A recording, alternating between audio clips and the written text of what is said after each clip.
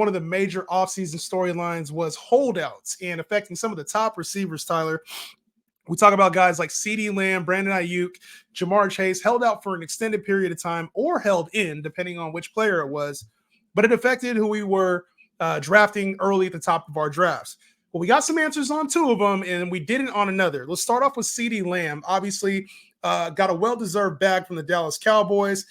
What were your thoughts on CeeDee Lamb's holdout, and has his ranking changed now that he does have a contract?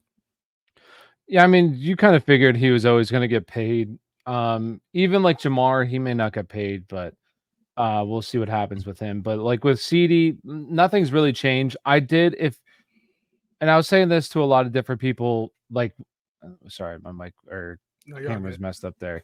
I was saying this to people when they're drafting, right? Like, a lot of people were like, well, should I go with CMC or CD Lamb or Tyreek Hill? And I was saying the same thing to all of them that like you don't need to take on the extra risk at that point. Like Tyreek Hill can be just as good as CD Lamb.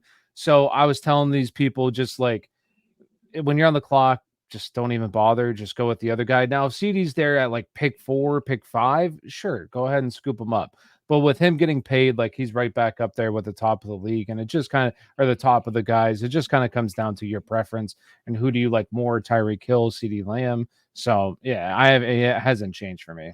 Yeah, I had Jettas up there at wide receiver 1 just with kind of the uncertainty in the situation, and it was easy to put CeeDee Lamb right back on top because he has the same ceiling as Justin Jefferson with now a more clear situation and better quarterback play. So it was an easy move to put CeeDee Lamb back at the top there. And I think obviously like Dak didn't get paid too, so there's going to be some incentive for Dak to play at a high level this year. And I think we're going to see the best out of CeeDee Lamb, who has 2 weeks now to get up to speed and get right. So no concerns when it comes to CeeDee Lamb. I'll talk about Brandon Aiyuk, though, on my end. As a Niner fan, this was great to see. But for fantasy teams, I don't think we expected Brandon Aiyuk to get anything less than what he got. Like, he was going to get the bag. So it was a matter of, did he get traded or was he staying with the Niners? And after the trade rumors, after the Steelers and Patriots and Browns all had their way, it was getting kind of that feeling like, all right, Brandon Aiyuk's going to stay. It's just what number. And so once they got the deal done, I had Brandon Aiyuk as a top 15 receiver. Nothing's changed. And I expected that whether he went to the Steelers, whether he went to the Browns. To me, it was like maybe you got a little bit more ceiling or risk. But to me on the 49ers, it's a very clear role for Brandon Aiyuk, who will probably outplay his draft spot at wide receiver 14 or 15, wherever he's in your ADP. I think he has a chance to outplay that. The player it might hurt a little bit upside-wise, Deebo Samuel, if you were expecting him to get traded. But I feel like Brandon Aiyuk should be solid as long as we get Trent Williams signed, my man. Yeah, I haven't. Like, the only thing with Brandon Aiyuk, though, is kind of like him and Deebo Samuel, I feel like are right there with each other. Where Deebo Samuel last year averaged more fantasy points per game. He missed one more game, but he probably would have outscored him on the season. So it's like, I don't know. I feel like they're fine where they're currently going. Right around like that wide receiver 15, 14 range it's fine. Well, what about your boy, man? So obviously I talked to Brandon Aiyuk. What about your boy Jamar Chase, bro? Because obviously Jamar Chase, man, this is a big one. And this is probably going to impact a lot of people over the weekend who are drafting, or especially if the deal doesn't get done. Now, obviously we are filming this, but deals could happen. They could not happen. We're going to anticipate right now. It doesn't look like a deal is imminent. And there's rumors out there that he's unhappy with his situation right now. So we're going to play the Jamar Chase doesn't sign by week 1 draft card. How are you feeling about him? Because I know you've had him highly ranked. This is a player you've been behind a lot. You like a lot of the outlying metrics. How are you feeling about Jamar Chase heading into the season with no contract?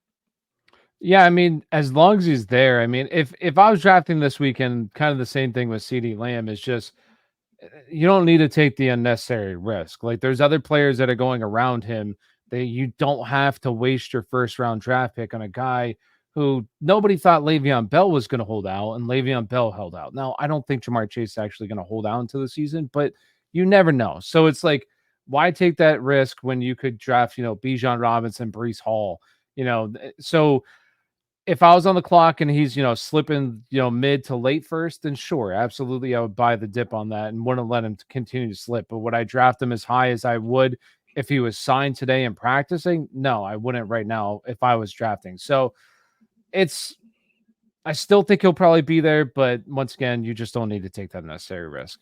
It's tough, bro, because you got 2 years left on his deal, and I don't really see an Yeah. incentive for the Bengals to pay him outside of like, yo, we just don't want you to be pouting at practice all the time.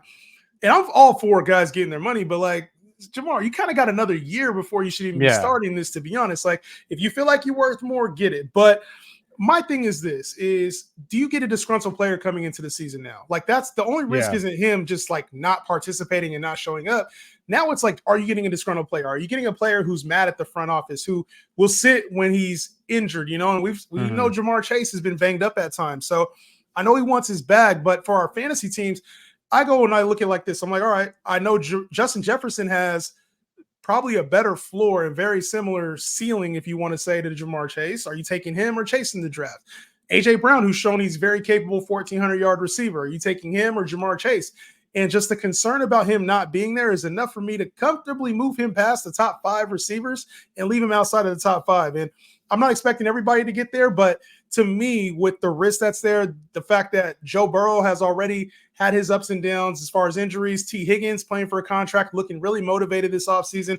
I don't know. There's just a lot of question marks, and that dark cloud sometimes that we talked about, Tyler, it could be there for the Bengals this year. I don't want to say that because he can get a deal done, but if it doesn't get done by week 1, I would be very concerned if I had Jamar Chase, because he's not playing it by the book right now. He's holding in, he's coming to practice, and he's sitting out, and it's like, Yeah. he's not playing this thing by the book, and not like normally how we see this thing go. Well, I thought that was interesting too, where he actually did practice the one day, and then I think it was the same day that CD got the bag, and then the next day he was there. He showed up late, but in street clothes, and now he didn't practice again today. So it's like, I feel like he saw CD get paid, and he's like, all right, I'm next. What's the contract going to be? So we'll see how it plays out. We'll see how it goes, man. Obviously, with holdouts, it can be very tricky. So, you know, with your drafts, you have to talk about your own risk tolerance. And when you go into drafts, you got to be okay with Jamar Chase sitting out for 5 weeks. It didn't pan out. You have to be okay with that mentally if you draft him. So, obviously, some inherent risk, a lot of upside with all 3 of those players.